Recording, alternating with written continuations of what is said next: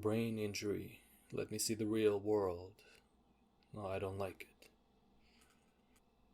2 years ago, I died. It was nothing special.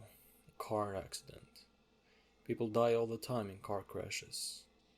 I was on my way home from work, pulling out onto the motorway, and a truck was going too fast. I know exactly what happened, because my lawyer, he showed me the truck's dashcam footage. My car span out, and then flipped over. The roof buckled and hit my head. Both my lungs were punctured. My legs were broken. Half of my ribs were cracked. I was unconscious, barely alive, when the paramedics arrived. I was in the operating theater for 16 hours, and at the time, I died for 95 seconds. Miraculously, the surgeons saved my life. I was in a coma for 8 months. They thought I'd never wake up, but somehow, I made it. First, they said I'd never survive. Then, they said I'd never wake up. Then they said I had irreparable brain damage. Then they said I'd never walk again. Time after time I beat the odds. The brain is a funny thing. I should know. I'm a neuroscientist. I'm a doctor or a brain surgeon. I do research, fMRI scans, that sort of thing.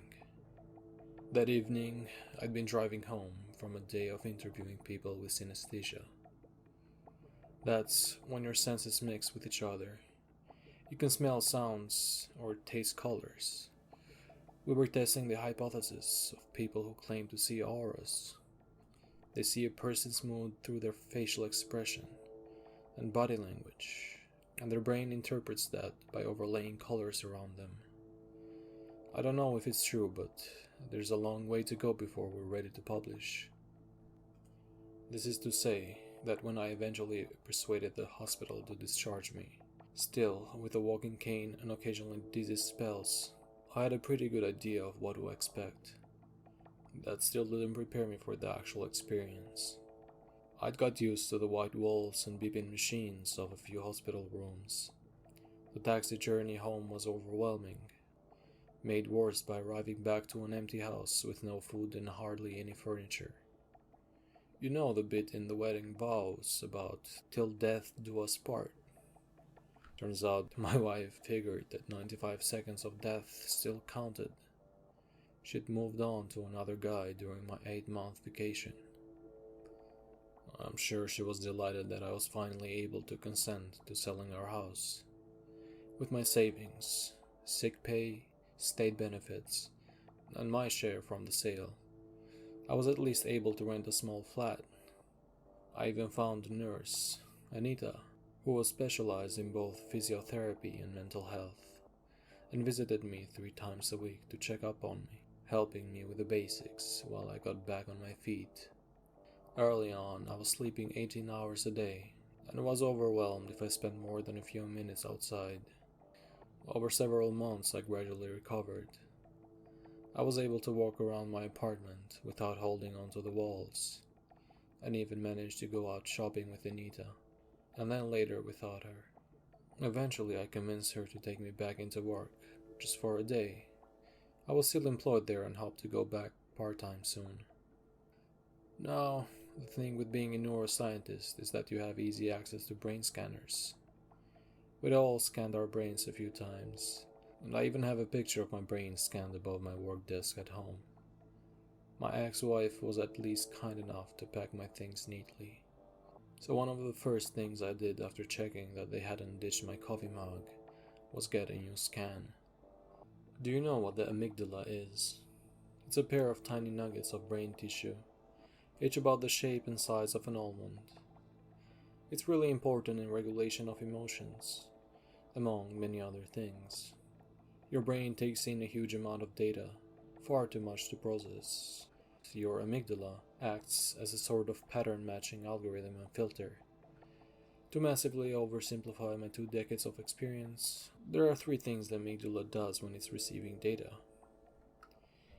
If it perceives threatening or overwhelming stimuli, it sends you into a flight, fight, freeze mode.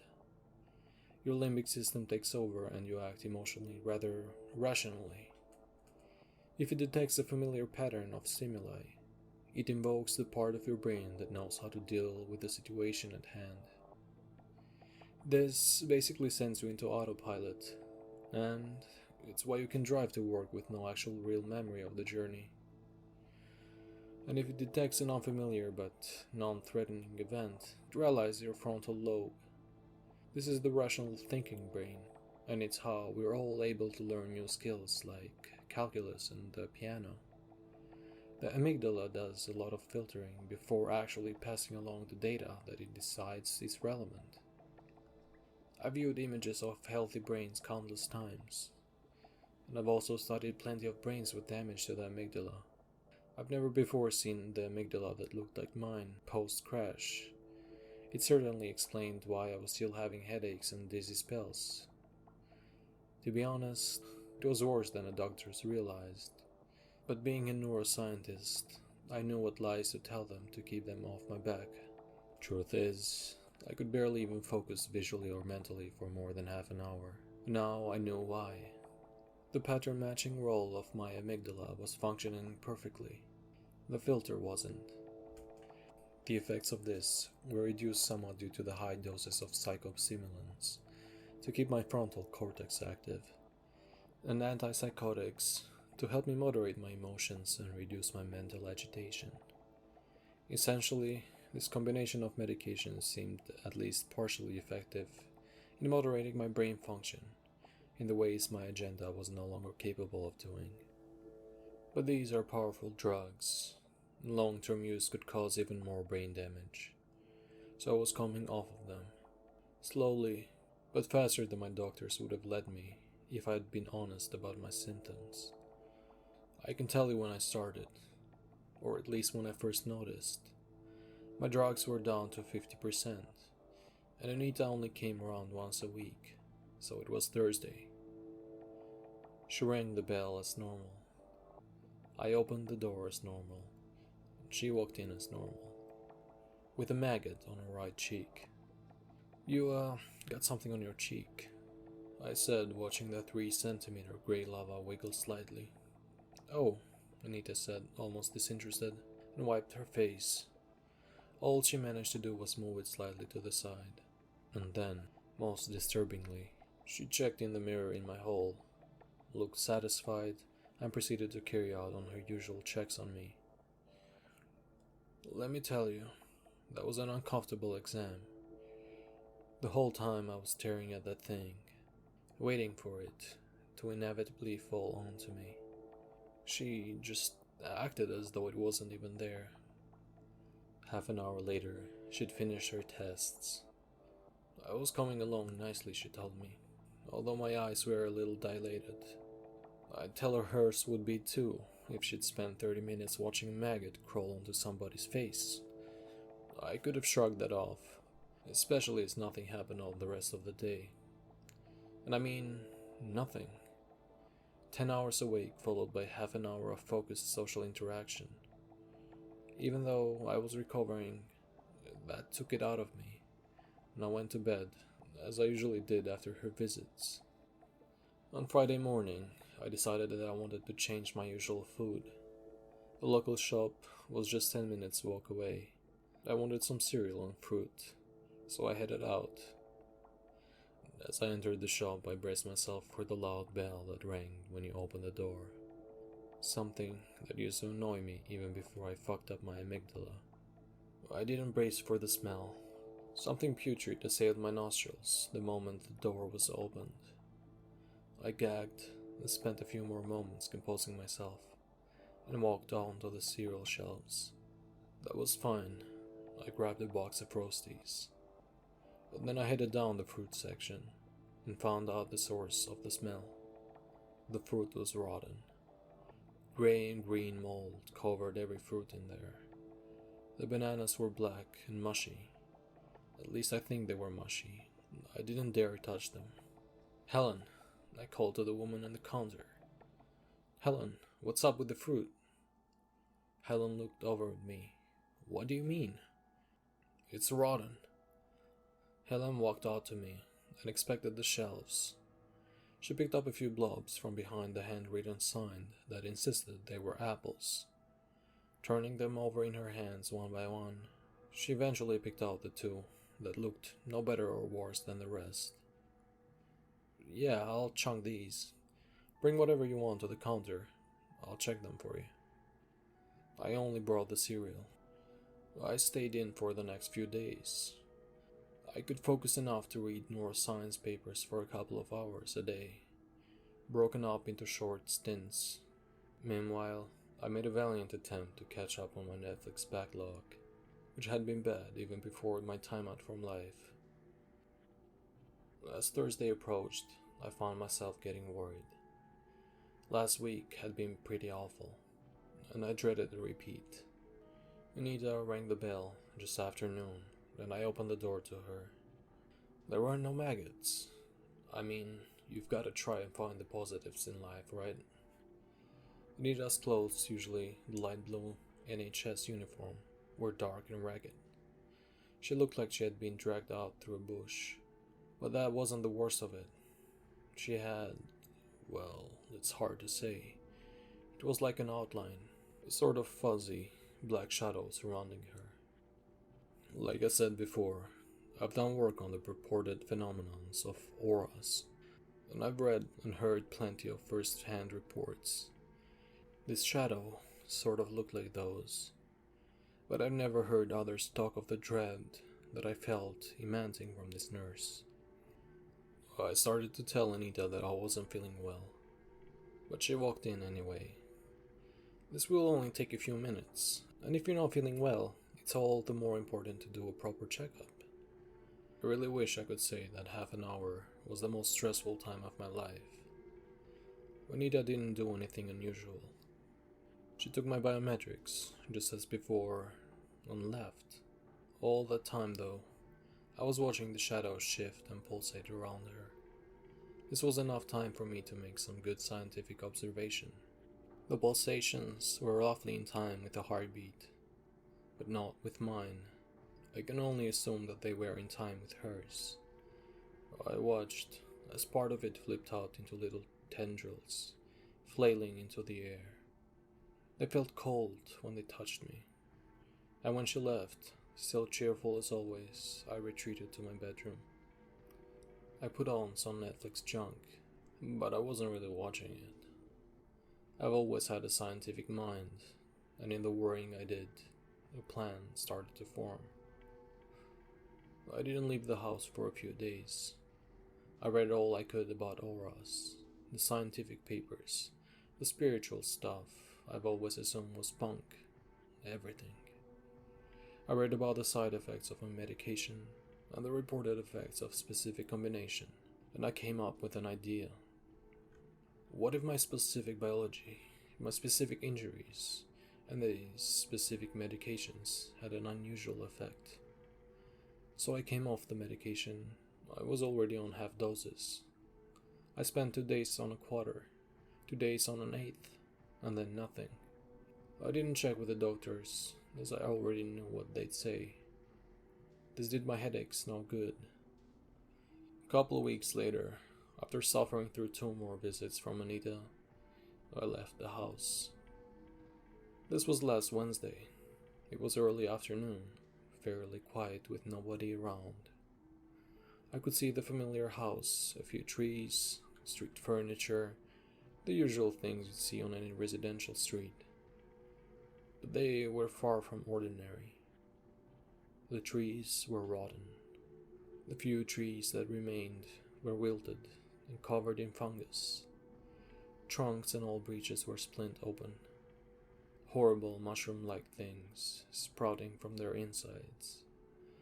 I couldn't tell if the trees were dead, but they were far away from healthy. Roadsides were faded and rusting, and the road itself was degraded, covered in cracks and potholes, filled with some sort of liquid, like mud, but it looked slimy. I definitely didn't want to test it by touching it. The houses were decrepit. Many looked like they were about to fall down, and the one with the sign outside, It actually had its roof caved in.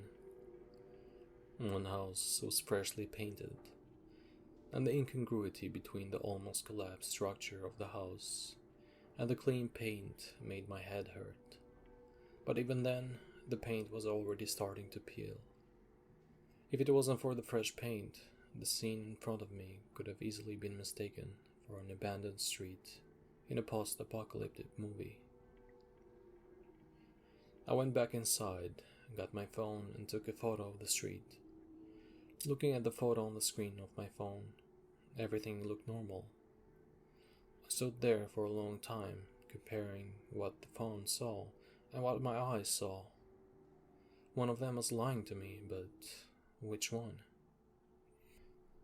I turned around, headed back into my house, which now had crumbling walls and moss growing out of a multitude of spiderweb-like cracks. Our brains are extremely powerful, capable of processing far more information than a phone camera. I believe our eyes see the world as is, and our brain filters the input and presents us with the accepted version of the world. I can no longer do that. The very particular brain damage I sustained would normally have killed a human.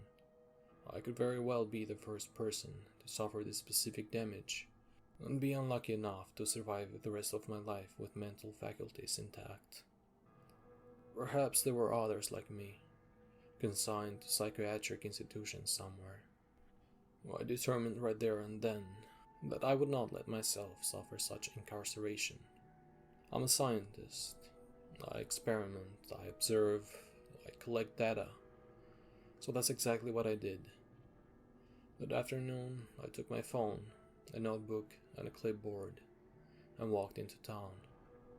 Without the drugs helping with the filtering, I could see the real world more clearly now than 2 weeks earlier. I passed a few people on the way to the shopping center. They were all surrounded by these shadowy auras, and now I could make out more definition. The auras were roughly human-shaped, covering them all over like a spacesuit, but the shape fluctuated. From the other side of the street, I didn't want to get close. I could make out dark, translucent tendrils coming off of the auras, but the more I looked, the more I realized they were mostly not coming out of people, but going into them. When I reached the shopping center, I sat down on a rarely used bench, close enough to observe people, yet far enough away that few would pass near me. At lunch, people would sit on it to eat their sandwiches, but it was now nearly 4 o'clock. I made a mental note to leave before 5 to avoid the crowds.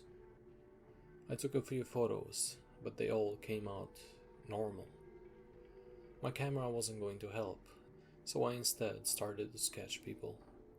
I took an evening class on sketching a few years back, so I was adequately skilled.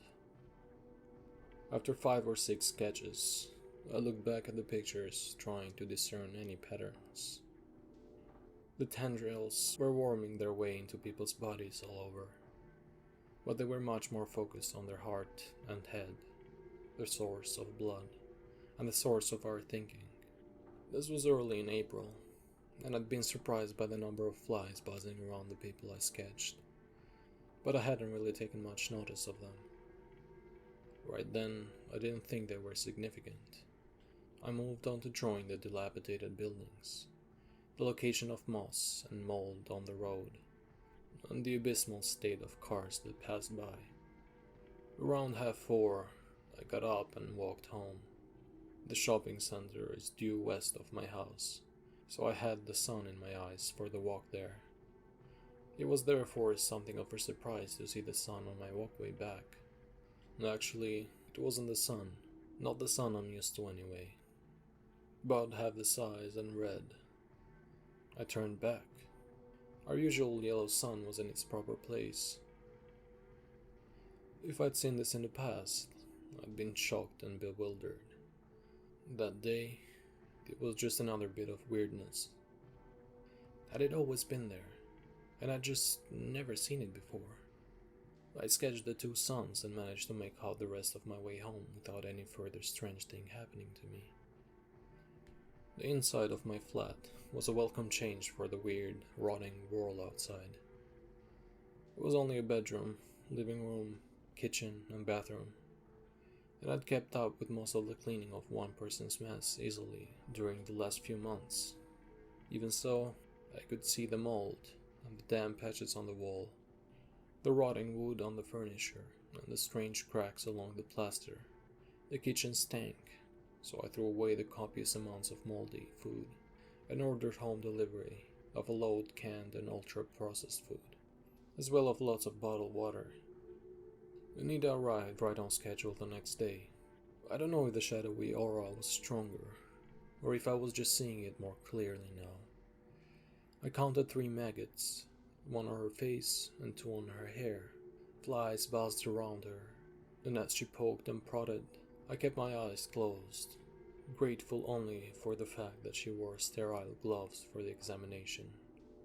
After 20 minutes of trying not to gag due to the stench, she told me that I seemed physically fine, but emotionally agitated. No shit, I thought to myself.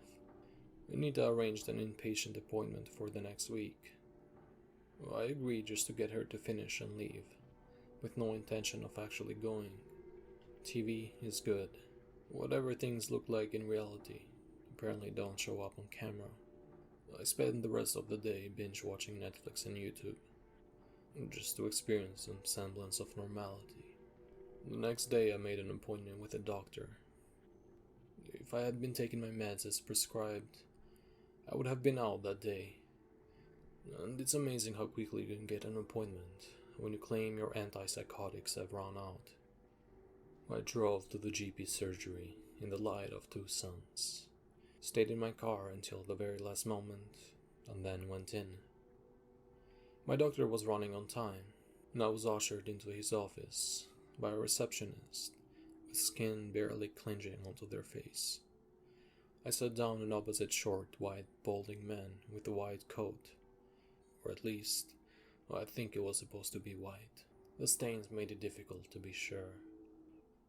The doctor asked me the usual questions, and I answered them. But a refill on my medication wasn't the reason I was there. I wanted to study another person up close. I no longer felt like I trusted Anita. I felt safer outside my home, somewhere I could flee from if necessary. The doctor had the usual aura I'd come to expect, and I watched as the tendrils snaked about him. The skin was blemished and scarred in ways I hadn't seen before, and his face bled from 2 open sores. Several flies buzzed around him, dipping into and out of the aura and dragging it around with them. After satisfying himself with the answers to my questions, the doctor had to do a bit of work on the computer. I'd noticed that the flies were unusual, and took this opportunity to get my notebook and sketch one of them. They were big, far bigger than any flies I'd seen before, and the more I looked, the more they didn't quite look like flies. I studied them and completed a quick rough sketch that I could improve on later. They had black bodies with green stripes and 4 wings, so they weren't true flies. Some other sort of insect? I'm not much of an entomologist, but I know that insects all have 6 legs. These had 4 legs, and rather than compound eyes, they seemed to have 2 orb-like eyes. This wasn't a combination I knew from any species. I was becoming more and more unnerved, and then I realized that they do in fact have 6 limbs, 4 legs, and 2 grasping limbs at the front.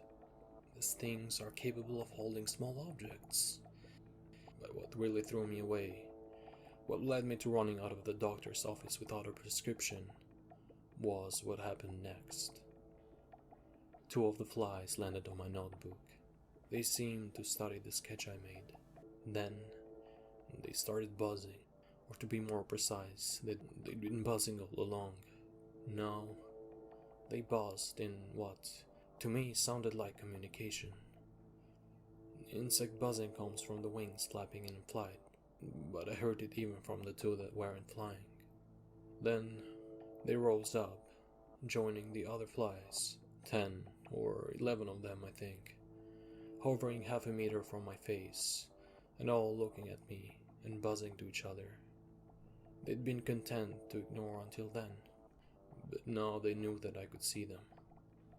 I ran, without a word, to my doctor. I got to my car and drove as fast as I could back home, not looking back to see if they were following. I reached my flat and started covering any hole that they could possibly get through. Clothes against the doorframe, duct tape against the air vents, anything I could seal myself in. Now, when a person runs out of the doctor's office in terror, it's normal to do some follow-up when they're not taking any antipsychotic medication.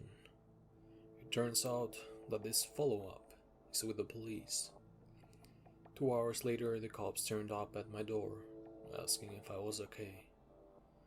I hadn't done anything illegal, except possibly speeding on my way home, so I spoke to them through the glass window of my living room. I managed to convince them that I wasn't an immediate danger to myself or others, and eventually they left to make their report.